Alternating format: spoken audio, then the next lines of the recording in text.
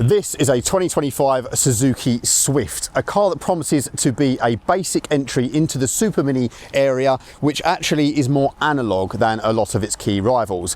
It offers a 1.2 litre naturally aspirated mild hybrid engine, an option of either CVT auto or a manual transmission, which is rather good, and some driving engagement that rivals many of the favourites. However, this now has dropped the turbo options. It's one of the slowest cars in its category, and also doesn't have the tech that some of the key rivals from Hyundai, Kia and Toyota have. So is it still worth getting one of these in 2026? Is it worth your cash? And do you think that Suzuki is still on top when it comes to that driving dynamic? Well, that's what I'm here to find out. I think this is a good option if you want something that's a little more analog, a little bit more traditional, a manual handbrake, a slick manual box, and an engine that's not going to be too expensive to repair if it goes wrong. Plus, backed by Suzuki's general reliability and great reputation at dealerships, I think for some people it might be a really compelling buy. So join me today as I take you on a full tour of this car. I'm going to take it out on the road and see what I think compared to its key rivals, and tell you what sort of person will really enjoy this new Swift. But before I do that, if you're looking to sell your car, then please do it the easy way with my CarWow affiliate link in the description below. Just enter your reg, they'll give you a valuation, dealers will bid on your car, and they'll come out to you to collect it with money in your bank. Nice and easy. And likewise, if you're looking to purchase a new car, the links in the description below for Players Cars Premium, my affiliate dealership, will be the place for you to go for a real hassle-free buying experience. We'll be able to find you anything you want, low finance as low as 6.9% APR and free home delivery. No pesky emails either. We'll talk to you by WhatsApp 24/7. So what are you waiting for? Buying or selling? Links below. So in terms of specs and pricing then, the current Suzuki Swift uses a 1.2 litre 3-cylinder naturally aspirated petrol engine with a 12-volt mild hybrid system. It just uses it for a little bit of regen and to kind of help the everyday usability and economy. But they are naturally aspirated engines, unlike the previous generation, and this was something that happened with the Kia Picanto as well, where they ditched the 3-cylinder turbo in favour of a naturally aspirated one, which is slower, which is a bit of a shame. The one benefit though is that it is going to be likely a more reliable, less troublesome engine for those who just want something as a long-term city car. Most of them are front-wheel drive, but there is a manual all-wheel drive option for those who want that. I don't think it makes an awful lot of difference, but it's nice that it is available, especially if you live somewhere where there are slightly treacherous conditions, and the slightly raised ride height compared to other super minis may help with that also. It's the only super mini to offer all-wheel drive. There's only that one drivetrain to choose from, which is around 82 horsepower, 0 to 60 in around 12.5 seconds in the manual and 11.9 in the CVT auto. All of the auto models are CVT, and if you don't know what that is, it's effectively a variable transmission where it just keeps the revs at the peak torque for maximum efficiency. So they do sound a little bit like a speedboat at times because the revs will stay high when you put your foot down, but it does mean there's no gear change jerk, so it makes for quite a smooth driving experience, although not as smooth as the one in the new Toyota Aygo X, which is a full hybrid, which will not only be more economical but also smoother to drive around town,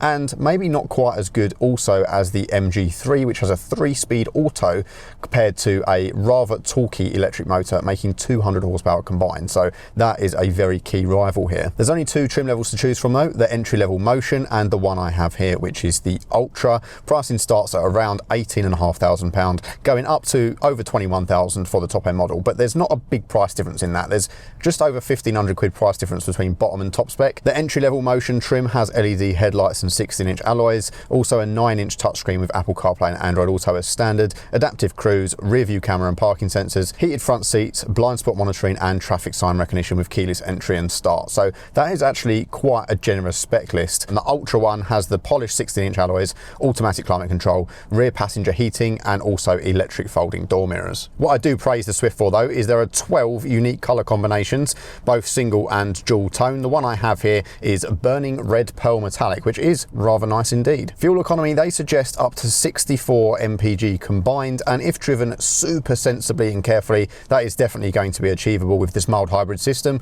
But in my usage, I've been getting between 50 and 55, driving it how I would normally drive, but still not too bad considering it's a naturally aspirated engine. The warranty is pretty good too, and they'll offer you up to 7 years if you keep taking it back to Suzuki main dealerships for service every year. But again, it's not quite up there with the Kia and Hyundai package. So having a little look around the styling of the Swift then, I think this one actually is a lot more tame than the previous generation. I actually admittedly prefer the looks of the previous gen because it was a much more sporty car, but if the brief that I'm suggesting is what they were going for, door, then I think they've done quite well with this, because they've really toned down the styling, made it look a lot more friendly with this kind of like bubble shape at the top and a pointed nose, these kind of nice LED daytime running lights, and again, the radar built directly into the grille makes it really clean at the front. Nothing too exciting. And then as we go down the side of the car, you can see a slightly raised driver profile, ride height, so you can see actually it'll be able to clear quite a few bits. These alloys are the upgraded ones and they're quite nice, and this paint really does pop as well, even in this horrible lighting condition that I'm with today. And again, short wheelbase, to be fair. You can see that we've got tinted rear windows on this, which blend into this kind of two-tone pillar situation, which looks quite good. And then the back, actually, the styling is pretty decent. Again, it looks quite high off the ground, but I like the fact that you've got that kind of middle light at the back. That's giving it that sporty style. And it looks quite wide, doesn't it? It looks quite kind of these big haunches at the back. And I also like these rear lights as well, these daytime running lights look the part. For kind of like a cheaper car, the fact that you've got these really smooth looking lights, they kind of remind me of the OLED tail lights on the old Audis. And yeah, it just kind of got this nice crisp line down the side of the car, this little kind of like spoiler area at the back, so it still kind of retains some of those slightly sporty elements. There is actually a bit of visible exhaust at the bottom there as well, which is real exhaust. It's not any weird fakery. You can see it is under there and it is running at the moment. So yeah, it almost looks still quite sporty from the back, but the more you go down the side of the car, it looks more bubbly and more tame. The people who go for this car may prefer this much more muted styling. I'd love to hear your thoughts in the description below. What is nice is the dimensions of this car. It's easy to maneuver around town, and the turning circle is fantastic. And you can see that actually, even though it's got quite a long nose, the visibility is quite good because it's quite a steep slope. So let's step into the Suzuki. You've got a button on the door here to lock and unlock with the keyless entry. Not the most glamorous solution, but gets the job done. And as you pull the door, kind of cheap feeling, but you can't expect that at this price range. But what you are greeted with is a relatively pleasant interior layout. I've got the car switched on just so you can see exactly what's what. And yeah, a bit of two-tone nature as well, which I think does lift the cabin a little bit. It makes it so that it's not too dark and gloomy. And that extends over here onto the door, where you get this nice sort of textured pattern with this white plastic. It is just scratchy plastic, but that's fine, it's okay. It looks pretty good. You've got a normal door lock, which some people will appreciate. And then down here, some basic controls, including a clicky button for your mirror fold, and also one-touch driver's window, but unfortunately not one touch for passenger. That's somewhere they've cut costs. But nice little squidgy place to rest your elbow. And what I think is a really generous door bin. You've actually got a space for a bottle, which has a little kind of holder piece in, which means it doesn't rattle around. And you've got really quite a large door pocket for a car of this size, which is always good. And as you step into the car, you can see we've got some pretty basic controls here for the seat, but this is a seat that you can just do a full recline on really easily. And it's got this kind of sporty look to it. You have to excuse it's a bit wet from where it's a really horrible day here today, as you can probably tell. But yeah, pretty easy to see controls all around the car. Let's climb in and actually give you a bit of a tour. So looking around the cabin then, like I said, I quite like it actually. It's not quite as posh as the French cars, you know, your Renaults, your Peugeots and stuff like that, but being in a slightly cheaper price range, this doesn't look too bad at all, and most of the materials are completely acceptable. So even though this stuff on the dash is leather look, it is scratchy plastic. Pretty much everything in here is, even high up, low down especially, a little bit of flex in the center console, but really honestly not too bad, and something you will overlook quite easily when you actually get to grips with this cabin. It is quite pleasant indeed. I like how the engine start stop is over here, not on the left. I feel like that's more intuitive for me to press over here. And also we've got some basic ADAS controls here as well, including your parking sensors and your auto start stop off. And then you've got a manual fuel cap release down there, which is a bit weird, but on some Japanese cars you do still have this manual fuel cap release, which you need to do to get in on this. And also weirdly, it still has, by default, you have to press the key twice to unlock all the doors, but you can turn that off in the settings. But yeah, quite basic, but I like the textured kind of plastic stuff. It doesn't look too bad, nothing feels too bad. Steering wheel itself is quite nice. You've got these kind of satellite buttons here, bit old school for your phone controls and for your sort of lane keep assist, which is quite good. Not as good as the Kia Hyundai stuff, but I'll get onto that when we drive. Cruise control here, and then on this side you've got your volume and info and stuff like that. So the info one works similarly to the stalk that's on the dash. So it's a little bit of a weird one. So as you can see, as we press the button, it cycles through all these different things. Please excuse the poor economy, by the way. It's because I've had the car sat here for quite some time idling. But yeah, you can go through, you've got an analog clock, you've also got like a little kind of a G meter almost, you've got your torque and power, acceleration and brake. So if I press on the brake, you can see I've got braking force on there. Yeah, if I rev the the engine, you can see that comes up on the little graph. That's quite cool to see. And then you've also got what the kind of battery and motors are doing, quite interesting, or a digital speed readout. And to get into the system, to be able to disable the really loud and annoying speed limit warning, you have to press and hold both stalks to get into like a secret menu, which I can't do right now because I've not got enough hands. But this one will just go through your trip information and that kind of thing. So once you've messed around pressing both buttons at the same time, you can then cycle through driver monitoring, animation, warning animation, startup sound, notification sounds, no, it's going to be in here somewhere, DSBS, no, LDP, ACC, TSR, BSM. I don't know what any of these things are. All right, rear cross traffic alert, blind spot monitoring.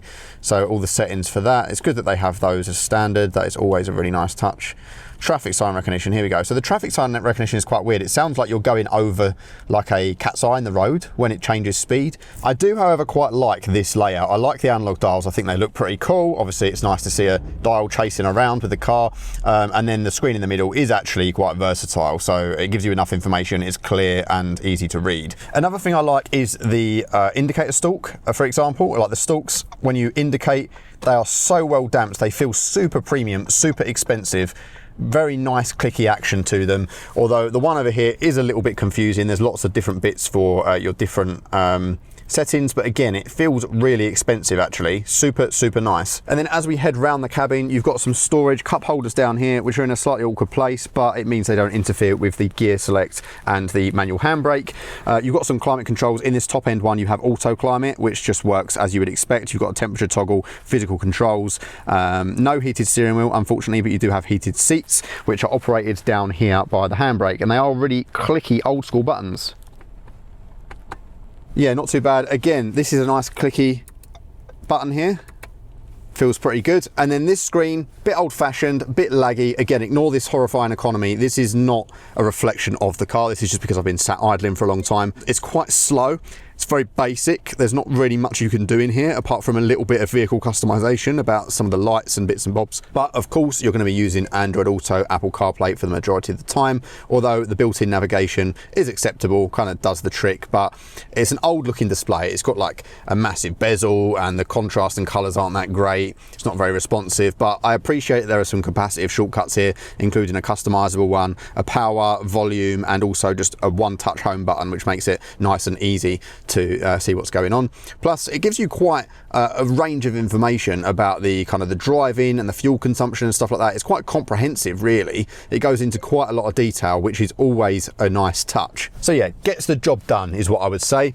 And then down here, we've got a plethora of connectivity. So you've got your standard cigarette socket. You've also got a USB-A charging under there, you've got USB-C charging under there, you've got a USB-A for connectivity, and a little space for your phone, although there's no rubberization in there. It is nasty and I wouldn't recommend using it. Another little storage tray there. Again, would be nice if there was some rubber in there. In terms of your glove box, not soft close or anything, but it comes with your kind of all your service information in this eco-friendly bag, which is really cool. Got some information on there, fits nicely into the generous glove box.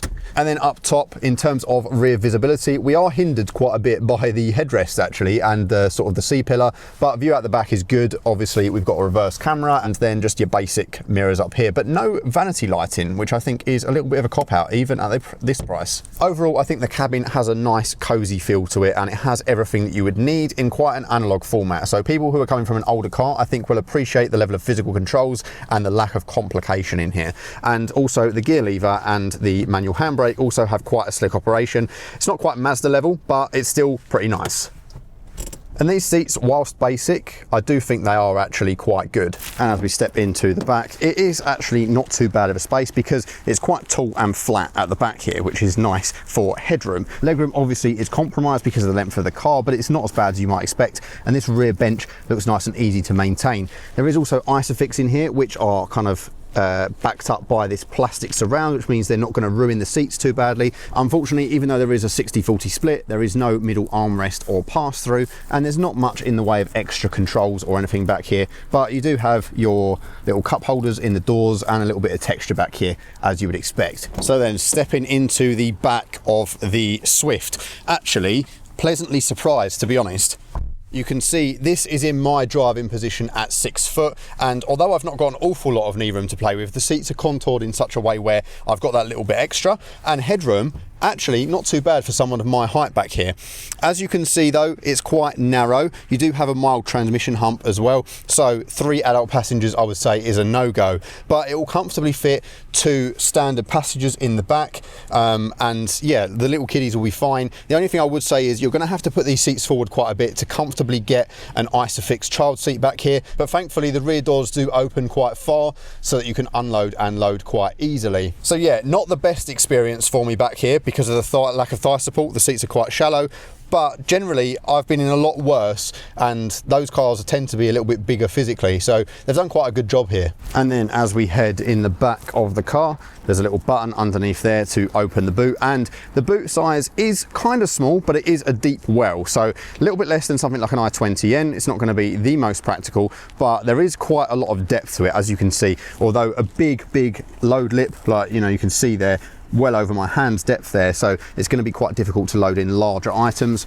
And then under the floor you do have a little bit of space as well in this kind of wheel well, so you can store a few little bits under there. You've got a tow hook under there as well, so very basic but gets the job done. And then of course a little parcel shelf which you can just quickly pop off, nice and easy. It's just on these little hooks, and then it just goes tug, off it goes. It's not going to be able to be stored under there. What it does mean is that you've then got really quick, easy access to be able to put the seats down. So just press that, push that in, fold that down, press that, push that in, fold that down. Nice, easy operation. The seat belts will catch on those seats though, and one thing to bear in mind is you've got a really steep part to load with, so it means that if you're going to put larger items in there, you just have to be aware those seats do rake up, and you've then got quite a big drop as well. So not the easiest to load larger items, but also a nice deep and square space. So even though it's not quite as strong as rivals, if you know what to expect of a car this size, I think you'll still find it relatively practical. No fancy features though, which is to be expected. Putting the seats back up though, bit of a breeze as long as you don't snag those belts. Very light. For me, that didn't snag when I did it with one hand, so that's quite a nice touch. And I'll just put my bag in there and my tripod to give you an idea of scale. So not the biggest, but gets the job done. Right, let's set off.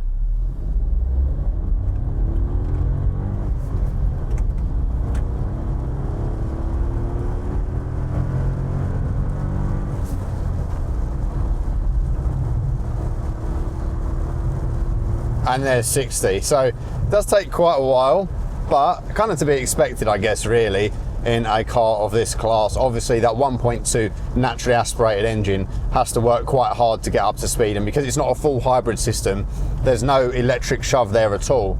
And whilst in some cars like the Fords and that kind of thing, you do feel that electric as you set off the line slightly, this you don't really experience that. It whirs away in the background, just increasing your economy ever so slightly, but it feels very much like a normal car. That being said, the gearbox in this, the manual, is quite a pleasure to use. It's not quite as slick as those you find in, say, a Mazda, but it's still pretty good. And the CVT also, whilst not for everyone, for the reasons I mentioned earlier, it's still going to provide quite a smooth driving experience for you, especially considering this doesn't have a full hybrid system. But that being said, as I said before, the MG3 and the Toyota Aygo X with its full hybrid system are going to be much faster, snappier and smoother cars. Uphill, for example, now I'm going to have to change down not 1 but 2 gears, and it's really struggling up here. And unfortunately, if you're the sort of person who goes out and about quite a bit, that is going to be a little bit tiresome for you, because in this day and age, with lots of cars being either full hybrid or EV,